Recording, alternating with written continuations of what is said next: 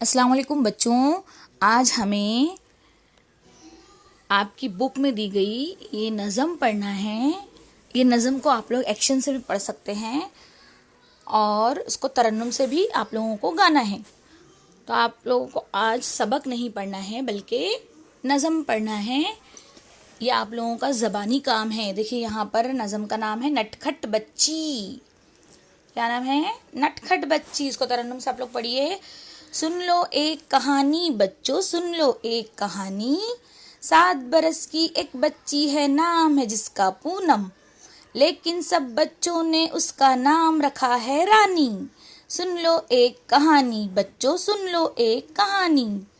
Mummy उसको डांट पिलाए या दीदी धमकाए, कहती है कहना मानूंगी, करती है मनमानी।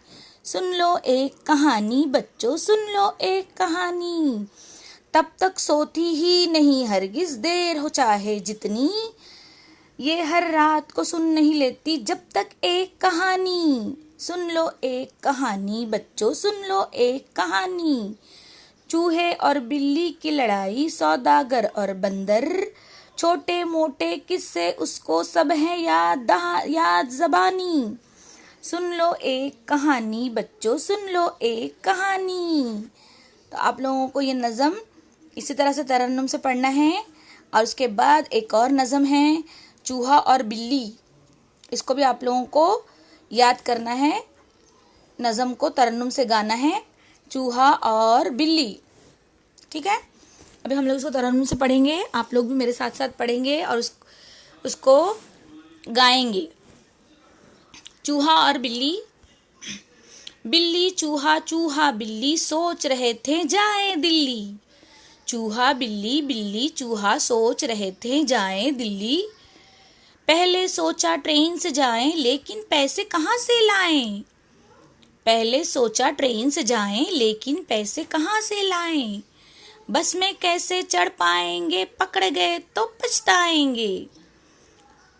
चूहा बोला बात बदलकर, हम जाएंगे पैदल चलकर। सुन के बिल्ली भी मुस्काई, फिर बोली हाँ ठीक है भाई।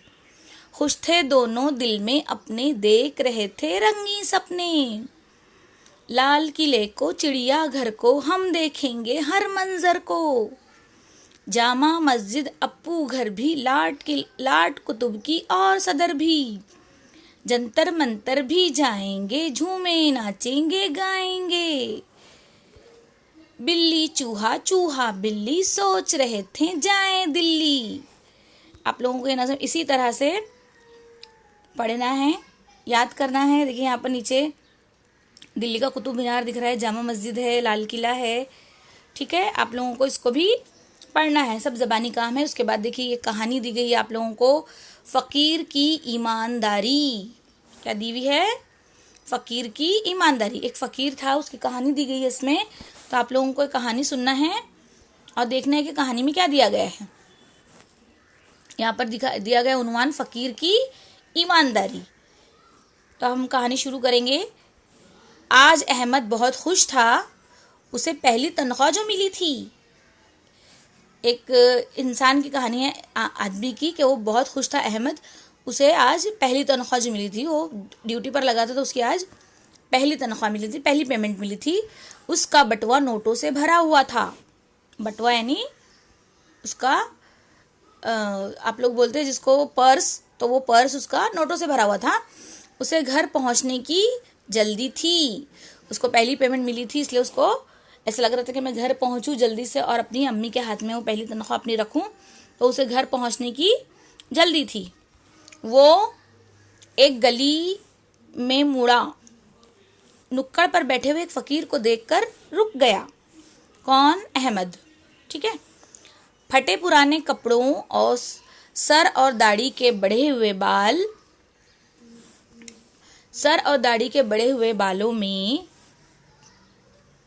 बालों से उसकी गरीबी जाहिर हो रही थी।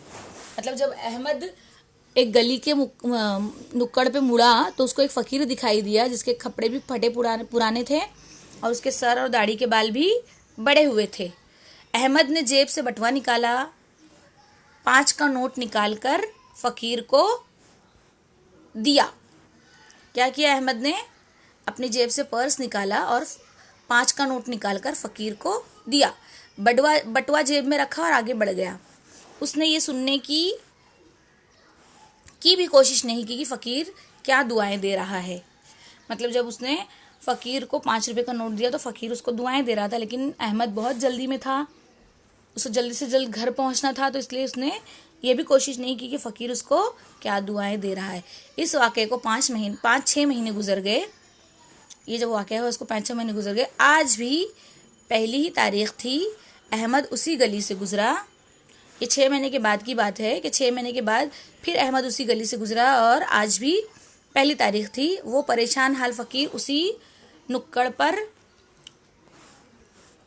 बैठा हुआ था। अहमद रुका, बटुए से 5 का नोट निकालकर फ़कीर को दिया और आगे बढ़ने लगा। जैसे लास्ट टाइम किया था अहमद ने, वैसे ही अहमद ने अपने पर्स से 5 रुपए का नोट निकाला और फ़कीर को दिया और आगे बढ़ने लगा। इस दौरान फ़कीर उसे गौर से देखता रहा। जब वो दे रहा था पैसे उसको, तो फ़कीर क्या कर रहा था, उसको गौर से देख रहा था, जैसे उसको पहचानने की कोशिश कर रहा हो, गोया उसे पहचानने की कोशिश कर रहा हो। फिर उसने आवाज़ दी। किसको आवाज़ दी? अहमद को। किसने? फ़कीर ने। साहब ज़रा सुनिए। किसने कहा? ये अहमद ने कहा कि साहब ज़रा सुनिए। अहमद ने पलट कर पूछा, क्या बात है? तो फ़कीर ने कहा, आपकी एक अमानत मेरे पास है। फ़कीर ने क्या कहा कि आपकी एक अमानत मेरे पास है, उसे ले जाइए। 6 महीने से संभाल कर रखी है। ये कहकर उसने पेवंद लगे पाजामे के नेफे से एक मुड़ा तुड़ा नोट निकाला और उसे सीधा किया। किसने? फ़कीर ने सीधा किया। वो 100 रुपए का नोट था। फ़कीर ने क्या किया? उसको कहा अहमद को कि मेरे पास आपकी अमानत है, 6 महीने से मैंने संभाल कर रखा हूँ। और फिर उसने अपने पेवंद यानी जो पैच लगाते हैं ना, फट जाता है कपड़ा तो देखो उसके ऊपर लगाते हैं उसको सीने के लिए, तो उसमें से एक मुड़ा तोड़ा नोट निकाला पाजामे में से और उसको सीधा किया। वो 100 रुपए का नोट था। उसने नोट अहमद की तरफ बढ़ाया। किसने? फ़कीर ने। उसने नोट अहमद की तरफ बढ़ा दिया।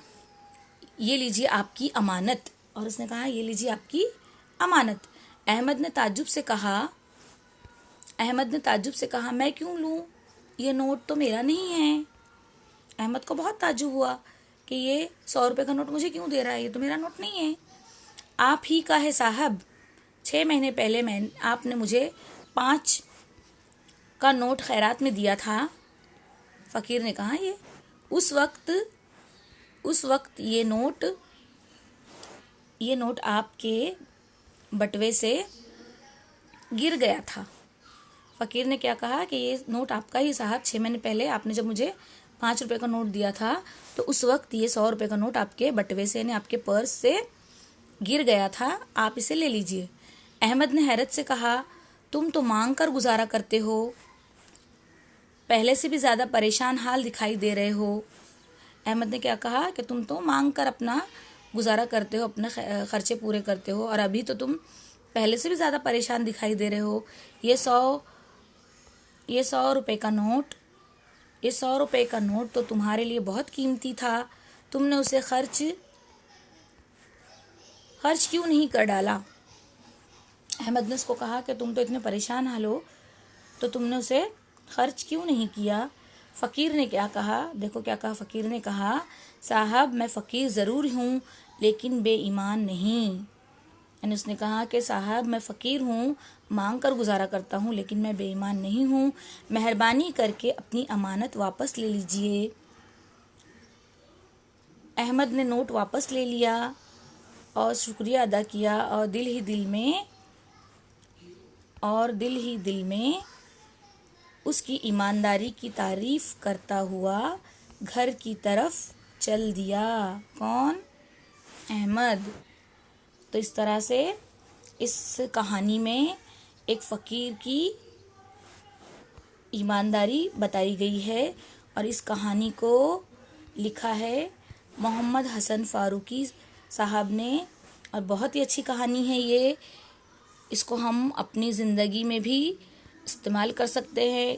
इसी तरह हम भी ईमानदार बन सकते हैं। अगर किसी की चीज़ हमको कहीं पड़ी हुई मिल जाती है तो हमको क्या करना है, उसको उठाकर संभाल कर रखना है, उसको यूज़ नहीं करना है, उसका इस्तेमाल नहीं करना है। और जब कभी वो इंसान दिखाई दे तो हमको उसको वापस लौटाना है, क्योंकि जिसकी भी चीज़ गिरी हुई होती है वो उसकी अमानत होती है।